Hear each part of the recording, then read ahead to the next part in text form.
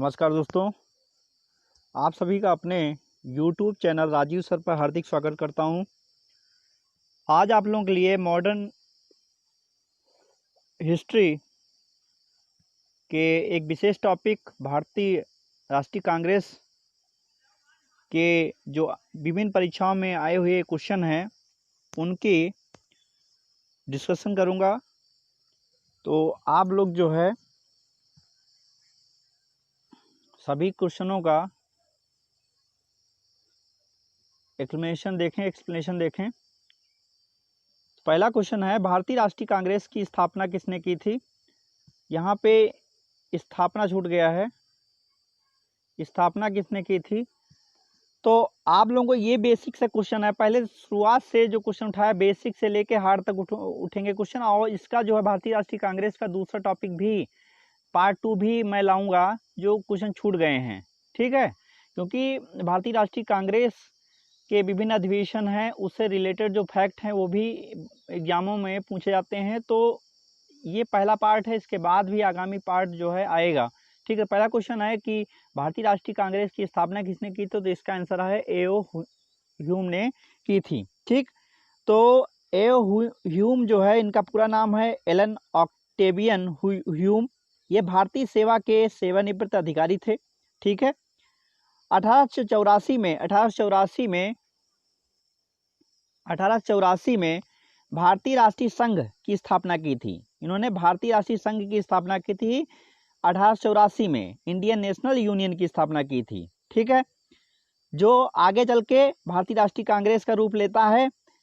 आपको ध्यान रखना है कि पहले 1885 में पुणे में जो आपका सम्मेलन होना था निश्चित था, लेकिन बाद में क्या है, पुणे में हैजा फैल जाने के कारण सम्मेलन का जो स्थल है बदल करके क्या कर दिया गया, बम्बई कर दिया गया। और तेजपाल संस्कृत विद्यालय था, ध्यान रखिए, कई एग्जाम में पूछा गया कौन सा स्थान था, तो बम्बई में तेजपाल संस्कृत जो विद्यालय था वहाँ पे इसका पहला जो है आपका सम्मेलन हुआ था। 28 दिसंबर की डेट थी और 1985 को, ठीक, 1885 को, ठीक है। तो 1885 को जो है पहला सम्मेलन हुआ और इसके जो जिसने स्थापना की थी वो कौन थे? ए.ओ. ह्यूम थे, ठीक है। अगले क्वेश्चन की तरफ बढ़ते हैं दोस्तों, कि भारतीय राष्ट्रीय कांग्रेस के प्रथम अधिवेशन में कितने प्रतिनिधियों ने भाग लिया था? तो ये क्वेश्चन बहुत इंपॉर्टेंट है। तो इसका जो आंसर है 72। भारतीय राष्ट्रीय का जो प्रथम अधिवेशन हुआ, कांग्रेस का जो प्रथम अधिवेशन हुआ, उसमें 72 प्रतिनिधियों ने भाग लिया, ठीक है। अगले क्वेश्चन पर बढ़ते हैं दोस्तों,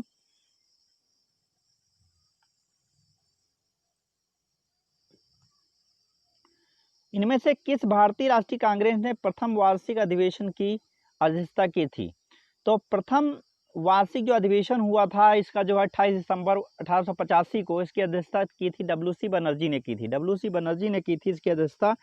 डब्ल्यू.सी. बनर्जी यानी विमर्शन बनर्जी ने इसकी अध्यक्षता की थी। और इसके जो पहला अध्यक्ष, इसके सचिव जो थे, महासचिव, जिसको महासचिव कहते थे, तो महासचिव जो महासचिव थे, पहले जो अधिवेशन हुआ था महासचिव, उसके अध्यक्ष, उसके जो महासचिव जो थे वो ए.ओ.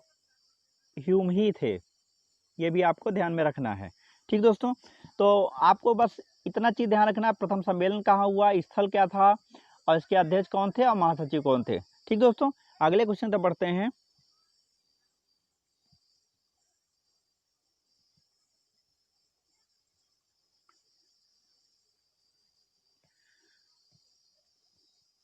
अगला क्वेश्चन बहुत इंपॉर्टेंट है, भारतीय राष्ट्रीय कांग्रेस की स्थापना के समय वायसराय कौन था? ये बहुत इंपॉर्टेंट है, तो इसको आपको ध्यान में रखना है। वायसराय कौन था?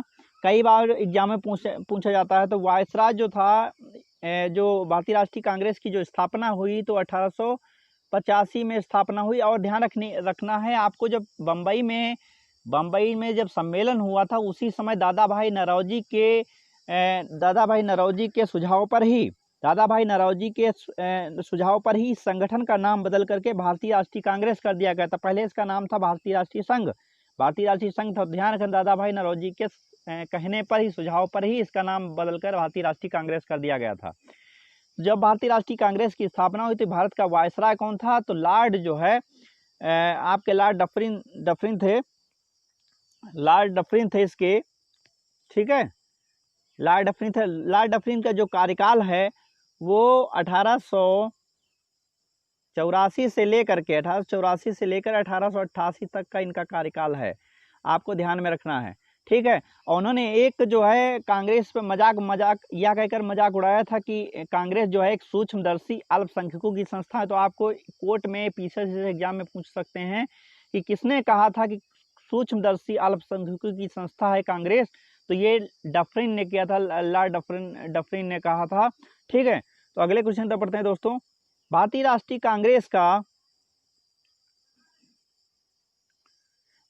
कांग्रेस का पहला मुस्लिम अध्यक्ष कौन था? तो बहुत इंपॉर्टेंट है, इसका जो आंसर आपका है दोस्तों, इसका आंसर हो जाएगा फोर्थ, बदरुद्दीन तैयब जी। बदरुद्दीन तैयब जी पहले जो है इसके मुस्लिम अध्यक्ष थे, ठीक है। तो पहले मुस्लिम जो अध्यक्ष थे वो बदरुद्दीन तैयब जी थे। ध्यान रखिएगा कि 1887 में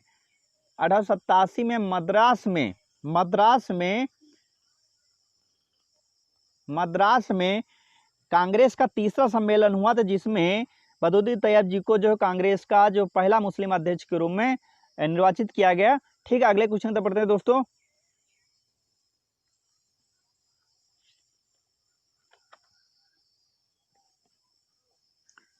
अगला क्वेश्चन है कि भारतीय राष्ट्रीय कांग्रेस का प्रथम यूरोपीय अध्यक्ष कौन था? प्रथम यूरोपीय अध्यक्ष कौन था? तो प्रथम यूरोपीय अध्यक्ष जॉर्ज यूले थे, ठीक है। भारतीय राष्ट्रीय कांग्रेस का जो चौथा अधिवेशन 1888 में हुआ, उसमें जो है प्रथम यूरोपीय अध्यक्ष के रूप में जॉर्ज यूले को निर्वाचित किया गया था, ठीक है। अगले क्वेश्चन तो पढ़ते हैं दोस्तों।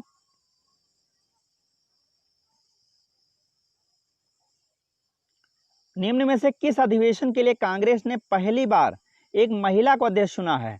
तो ध्यान रखिएगा, एनी बेसेंट को पहली बार महिला अध्यक्ष के रूप में कांग्रेस ने चुना था। और वो कांग्रेस का जो कलकत्ता अधिवेशन था 1917 में, इसमें जो है पहली बार एनी बेसेंट को जो है महिला अध्यक्ष के रूप में चुना, ठीक है।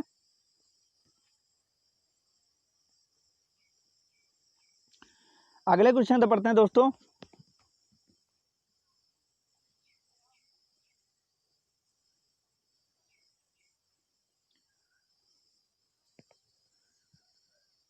अगला क्वेश्चन है कि कांग्रेस की प्रथम भारतीय महिला अध्यक्ष कौन थी? तो वो प्रथम महिला अध्यक्ष थी कांग्रेस की, तो एनी बेसेंट। अब प्रथम भारतीय महिला अगर अध्यक्ष पूछे तो आपको कौन थी? सरोजिनी नायडू जी थी। तो सरोजिनी नायडू जी जो है उनको वो प्रथम भारतीय महिला अध्यक्ष थी भारतीय राष्ट्रीय कांग्रेस की। ध्यान रखना कि ये कवयित्री भी थी और राष्ट्रवादी नेत्री भी थी, ठीक है। 1925 में जो कांग्रेस का जो कानपुर में अधिवेशन हुआ था, ध्यान रखिए 1925 में कानपुर में अधिवेशन हुआ था भारतीय राष्ट्रीय कांग्रेस का, ठीक, जिसमें इनको अध्यक्ष। और एक चीज और फैक्ट यहाँ पे ध्यान में रखना, 1947 से 48 तक ये जो है राज्यपाल भी रही, ठीक है। अगले क्वेश्चन तो पढ़ते हैं दोस्तों।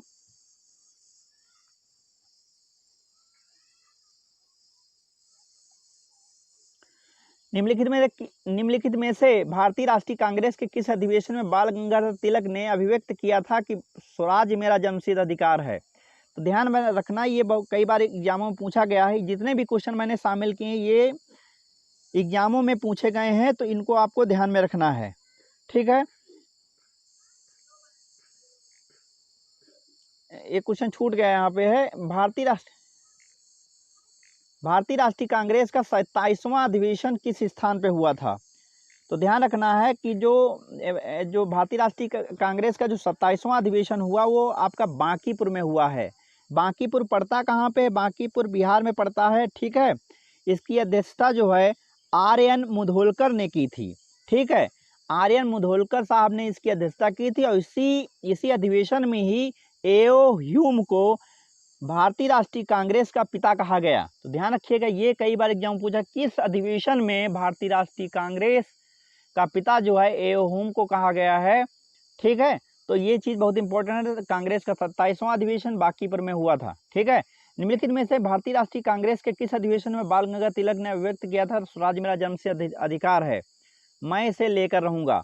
तो ये जो आपका लखनऊ अधिवेशन हुआ था, लखनऊ अधिवेशन 1916 वाला जो हुआ था, इसी में जो बाल गंगाधर तिलक ने कहा था स्वराज मेरा जन्म से अधिकार, मैं इसे लेकर रहूंगा। ठीक है, अगले क्वेश्चन तक पढ़ते हैं दोस्तों।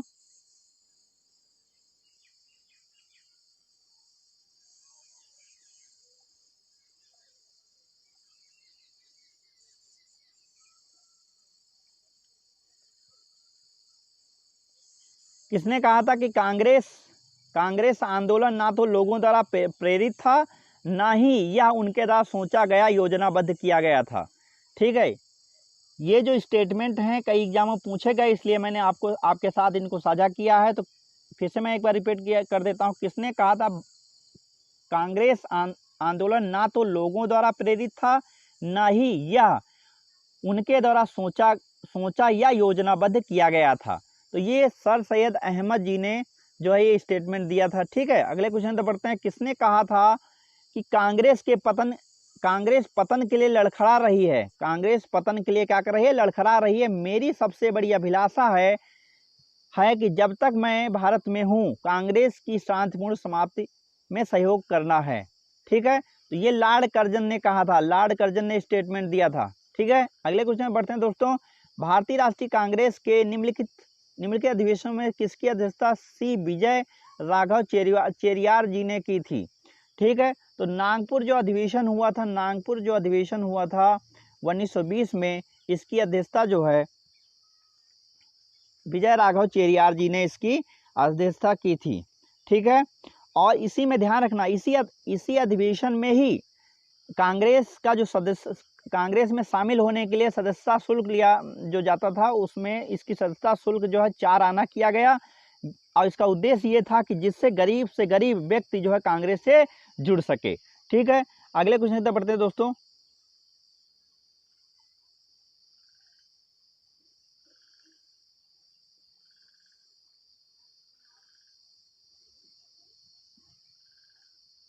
निम्नलिखित में से किस अधिवेशन में कांग्रेस ने पहली बार भारतीय रियासतों के प्रति अपनी नीति घोषित की थी? तो ध्यान रखना, यही नागपुर अधिवेशन में ही भारतीय राष्ट्रीय कांग्रेस ने जो है अपने जो है रियासतों के प्रति, भारतीय रियासतों के प्रति अपनी नीति घोषित की थी। और उनके शासकों से यह मांग की गई कि प्रजा को उत्तरदायी सरकार दी जाए। इसी में उनके शासकों से क्या मांग की गई कि प्रजा को उत्तरदायी सरकार दी जाए। ठीक है, अगले क्वेश्चन की तरफ पढ़ते हैं दोस्तों। भारतीय राष्ट्रीय कांग्रेस के 1924 के अधिवेशन में महात्मा गांधी द्वारा मात्र एक बार अध्यक्षता की गई। यह अधिवेशन कहाँ हुआ था? तो बेलगाम में हुआ था।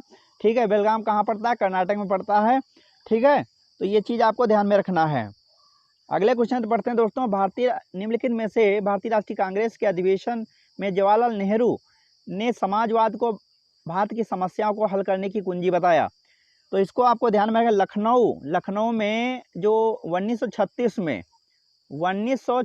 में अधिवेशन हुआ था भारतीय राष्ट्रीय कांग्रेस का, इसमें जवाहरलाल नेहरू ने कहा था, मैं समाजवाद के अलावा ऐसा कोई भी दूसरा रास्ता नहीं देखता जो भारत में लोगों की गरीबी और बेकारी और गुलामी से मुक्ति दिला सके। ठीक है, अगले क्वेश्चन बढ़ते हैं दोस्तों।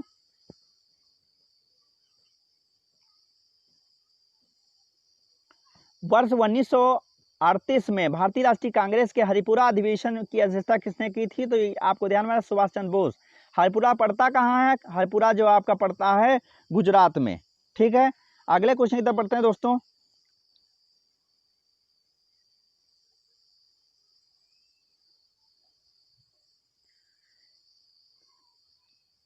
निम्नलिखित में से कौन लगातार 6 वर्षों तक भारतीय राष्ट्रीय कांग्रेस का अध्यक्ष था? तो आपको ध्यान में रखना है कि 1940 से लेकर के 1946 तक लगातार भारतीय राष्ट्रीय कांग्रेस के अध्यक्ष रहे आपके जो है अबुल कलाम आज़ाद। और ठीक है, और ध्यान रखना, आज़ादी के पूर्व सबसे कांग्रेस के अध्यक्ष के रूप में सबसे लंबा कार्यकाल इनका रहा है, अबुल कलाम आज़ाद जी का।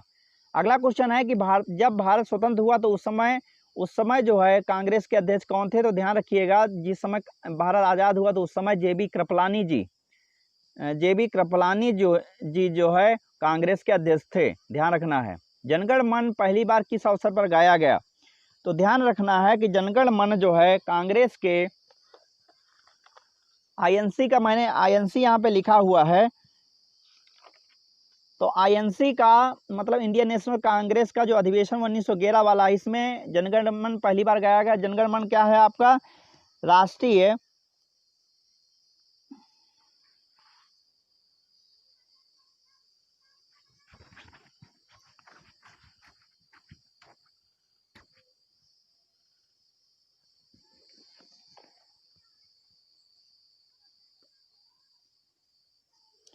तो आपका 1911 में जनगण मन जो है, जो राष्ट्रगान आपका है, इसको जो है 1911 के अधिवेशन में इसको गाया गया था। ध्यान रखना है कि रविन्द्रनाथ टैगोर द्वारा, ये मूल रूप से बांग्ला में रचित है, बांग्ला भाषा में रचित है, ठीक है।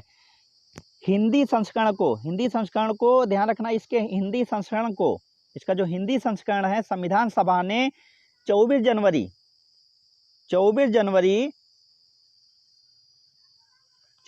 1950 में 24 जनवरी 1950 के रूप में इसको अपनाया गया है। ध्यान रखिएगा, ये भारत के राष्ट्रगान को 24 जनवरी 1950 को संविधान सभा ने अपनाया था, ठीक है। और जो आपका 27 दिसंबर, ध्यान रखिएगा, ये जो INC मैंने लिखा, इंडियन नेशनल कांग्रेस का जो 1911 अधिवेशन का डेट है 27 दिसंबर 1911 को भारतीय राष्ट्रीय कांग्रेस के कलकत्ता अधिवेशन में इसको गाया गया था, ठीक है। तो ये फैक्ट था। अगला लास्ट क्वेश्चन ये है कि भारतीय राष्ट्रीय कांग्रेस का अंतिम अधिवेशन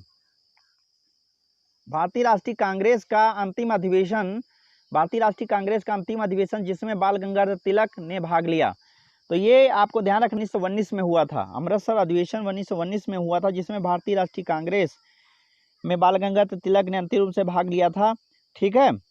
और ध्यान रखना है कि तिलक जो है रिस्पॉन्सिव कोऑपरेशन नीति को अपनाने के सलाह के पक्ष में थे। इसको हिंदी में कहते हैं उत्तरदायी सहयोग, रिस्पॉन्सिव कोऑपरेशन नीति, ठीक है। तो ये क्वेश्चन भारतीय राष्ट्रीय कांग्रेस के सम्मेलन से संबंधित थे, जो विभिन्न परीक्षाओं में पूछे गए। अभी भी कुछ ऐसे क्वेश्चन जो विभिन्न परीक्षाओं में पूछे गए मैं शामिल नहीं कर पाया हूँ, क्योंकि ज़्यादा बड़ा लेक्चर होने से बड़ा बोरियत जैसी महसूस होती है। तो अगले टॉपिक में अगले पार्ट 2 के नाम से जो है आपके साथ शामिल करूंगा, ठीक है। अगर वीडियो अच्छा लगे लाइक शेयर और सब्सक्राइब जरूर करें दोस्तों। नमस्कार दोस्तों।